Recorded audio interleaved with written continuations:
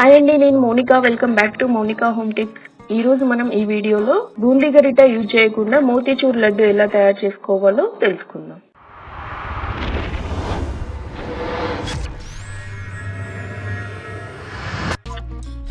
ముందుగా ఒక బౌల్ తీసుకొని అందులోకి 1 కప్పు పచ్చి శనగపప్పుని వేసుకోవాలి.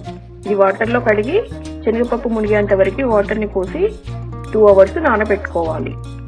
ఇలా 2 అవర్స్ తర్వాత మన శనగపప్పు అనేది నానుతుంది. ఇప్పుడు వాటర్ అన్నింటిని స్ట్రెయిన్ చేసి మిక్సీ జార్లో వేసి పేస్ట్ లాగా తయారు చేసుకోవాలి.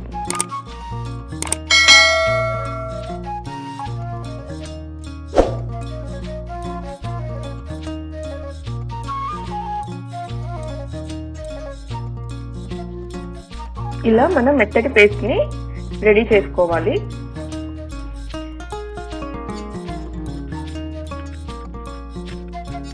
ఇప్పుడు స్టవ్ వెలిగించి కడాయి పెట్టుకొని డీప్ ఫ్రైకి సరిపడినంత ఆయిల్ని వేసుకొని ఆయిల్ వేడెక్కిందా లేదా తెలుసుకోవడానికి ఒక చిన్న పిండి ముద్దను వేసి చూడాలి. ఇది పైకి వస్తే మన ఆయిల్ వేడెక్కినట్టు.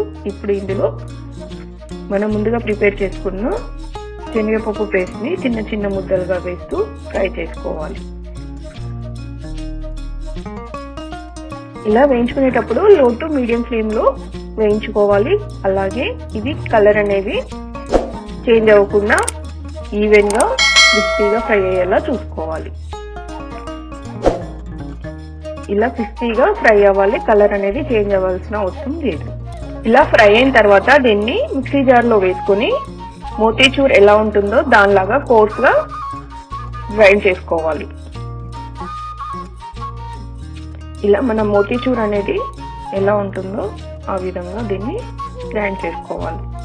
ఇప్పుడు ఒక ప్యాన్ని తీసుకొని 1 కప్పు శనగపప్పుకి 1 కప్పు షుగర్ని తీసుకోవాలి. అలాగే 1/2 కప్పు వాటర్ని కూడా యాడ్ చేసుకుని షుగర్ సిరప్ని తయారు చేసుకోవాలి.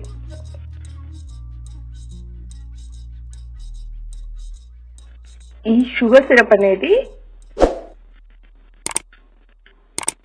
గట్టి పాకం రావాల్సిన అవసరం లేదు.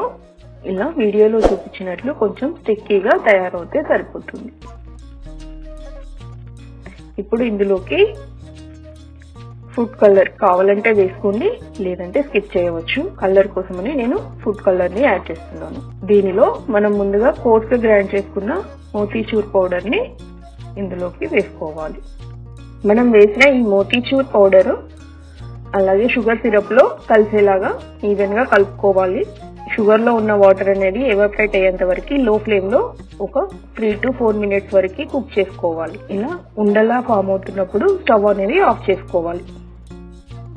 ఇప్పుడు ఒక కడాయిని తీసుకొని అందులోకి 1 టేబుల్ స్పూన్ నెయ్యిని వేసుకోవాలి. ఇందులో జీడిపప్పుని వేయించుకోవాలి. ఇలా జీడిపప్పు వేగాక స్టవ్ ఆఫ్ చేసి ఈ జీడిపప్పు పలుకులని మనం మోతీచూర్ పైన వేసుకుని ఒకసారి కలుపుకోవాలి. ఇది కొంచెం గోరువెచ్చగా ఉన్నప్పుడే చిన్న చిన్న ముద్దల్లాగా ప్రిపేర్ చేసుకుంటే ఎంతో టేస్టీ అయిన మన మోతీచూర్ లడ్డు అనేది రెడీ అవుతాయి.